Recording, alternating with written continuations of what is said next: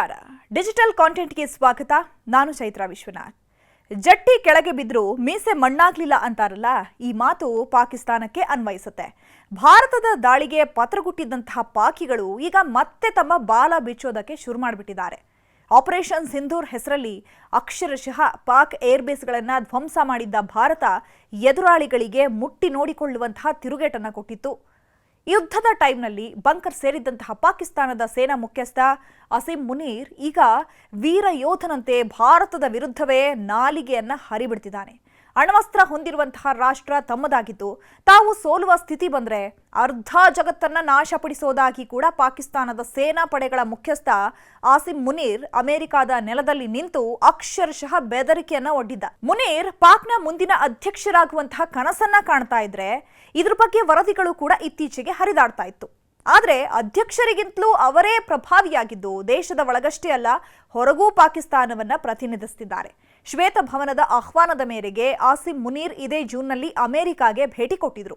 ಇದೀಗ ಎರಡನೇ ಬಾರಿ ಅಮೆರಿಕಾಗೆ ಭೇಟಿ ನೀಡಿರುವಂತಹ ಮುನೀರ್ ಅಲ್ಲಿ ಆಡಿರುವಂತಹ ಮಾತುಗಳು ಅವರ ಮನಸ್ಥಿತಿ ಎಂಥದ್ದು ಅನ್ನುವಂಥದ್ದು ಇಡೀ ವಿಶ್ವಕ್ಕೆ ಗೊತ್ತಾಗ್ತಾ ಇದೆ. ದೊಡ್ಡಣ್ಣನ ನೆಲದಲ್ಲಿ ನಿಂತು ಭಾರತಕ್ಕೆ ಸಂಬಂಧಿಸಿದ ಹಲವು ವಿಚಾರಗಳ ಬಗ್ಗೆ ಆಸಿಂ ಮುನೀರ್ ಅಲ್ಲಿ ಪ್ರಸ್ತಾಪ ಮಾಡಿದ್ದಾನೆ.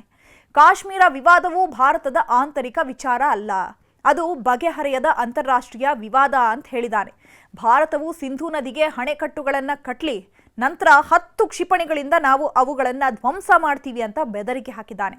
ಭಾರತವು ಮರ್ಸಿಡಿಸ್ ಕಾರ್ ಇದ್ದಂತೆ, ಪಾಕಿಸ್ತಾನವು ಕಲ್ಲು ಸಾಗಿಸುವ ಟ್ರಕ್ ಇದ್ದಂತೆ. ಟ್ರಕ್ ಕಾರಿಗೆ ಡಿಕ್ಕಿ ಹೊಡೆದ್ರೆ ಯಾರಿಗೆ ನಷ್ಟ ಹೇಳಿ ಅಂತ ಪ್ರಶ್ನೆ ಮಾಡಿದ್ದಾನೆ.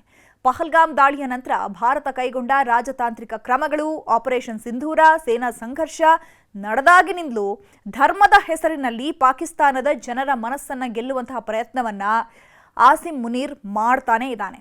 ಧಾರ್ಮಿಕ ಶಿಕ್ಷಣ ಪಡೆದಿರುವಂತಹ ಮೊದಲ ಪಾಕ್ ಸೇನಾ ಮುಖ್ಯಸ್ಥರಾಗಿರುವಂತಹ ಮುನೀರ್ ಧಾರ್ಮಿಕ ಪರಿಭಾಷೆಯಲ್ಲಿ ಮಾತನಾಡುವಂತಹ ಮೂಲಕ ಜನರನ್ನ ಪ್ರಚೋದಿಸಲು ಪ್ರಯತ್ನ ಪಡ್ತಿದ್ದಾನೆ.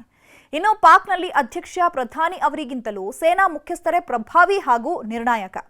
ಪಾಕಿಸ್ತಾನ ಜನ್ಮ ತಾಳಿದಾಗಿನಿಂದಲೂ ಕೂಡ ಯಾವ ಪ್ರಧಾನಿಯೂ ಇಲ್ಲಿವರೆಗೂ ಪೂರ್ಣಾವಧಿ ಆಡಳಿತ ನಡೆಸಿಯೇ ಇಲ್ಲ. ಮಿಲಿಟರಿ ದಂಗೆಯ ಮೂಲಕ ಸೇನಾ ಮುಖ್ಯಸ್ಥ ಪ್ರಧಾನಿಯನ್ನ ಪದಚ್ಯುತಗೊಳಿಸೋದು, ಪದಚ್ಯುತ ಪ್ರಧಾನಿ ದೇಶ ತೊರೆದು ಹೋಗೋದು, ಇಲ್ಲವೇ ಹತ್ಯೆಗೆ ಒಳಗಾಗೋದು, ಅಲ್ಲಿ ಹಲವು ಬಾರಿ ಈ ರೀತಿಯಾದಂತಹ ಘಟನೆಗಳು ನಡೆದಿದೆ. ಈ ದಿಕ್ಕಿನಲ್ಲೇ ಮುನೀರ್ ಹೆಜ್ಜೆ ಇಡ್ತಿದ್ದಾರಾ ಅನ್ನೋ ಅನುಮಾನ ಶುರುವಾಗಿದೆ. ಅಣ್ವಸ್ತ್ರ ಹೊಂದಿರುವಂತಹ ಯಾವುದೇ ರಾಷ್ಟ್ರವು ಮತ್ತೊಂದು ರಾಷ್ಟ್ರದ ಮೇಲೆ ಅಣ್ವಸ್ತ್ರ ಪ್ರಯೋಗಿಸೋದು ಸುಲಭ ಅಲ್ಲ. ಆದರೂ ಪಾಕಿಸ್ತಾನವು ಹಿಂದಿನಿಂದಲೂ ಭಾರತವನ್ನ ಗುರಿಯಾಗಿಸಿಕೊಂಡು ಅವತ್ತಿನಿಂದಲೂ ಇವತ್ತಿನವರೆಗೂ ಕೂಡ ಈ ಬಗ್ಗೆ ಪುನರ್ ಉಚ್ಚಾರವನ್ನ ಮಾಡ್ತಾನೆ ಬರ್ತಾ ಇದೆ. ಭಾರತವೂ ಕೂಡ ಇದಕ್ಕೆ ಸೂಕ್ತ ತಿರುಗೇಟನ್ನ ಕೊಡ್ತಾನೆ ಇದೆ. ಒಟ್ಟಾರೆಯಾಗಿ ಭಾರತ ವಿರುದ್ಧ ಸದಾ ಕಾಲು ಕೆರ್ಕೊಂಡು ಬರ್ತಾ ಇರುವಂತಹ ಪಾಕಿಸ್ತಾನಕ್ಕೆ ಎಷ್ಟೇ ಬುದ್ಧಿ ಕಲಿಸಿದ್ರೂ ಹಳೆ ಚಾಳಿ ಮಾತ್ರ ಬಿಡ್ತಿಲ್ಲ. ಇದಕ್ಕೆ ಹೇಳೋದು ಅಲ್ಪರಿಗೆ ಬುದ್ಧಿ ಮಟ್ಟ ಕಮ್ಮಿ ಅನ್ನೋದು.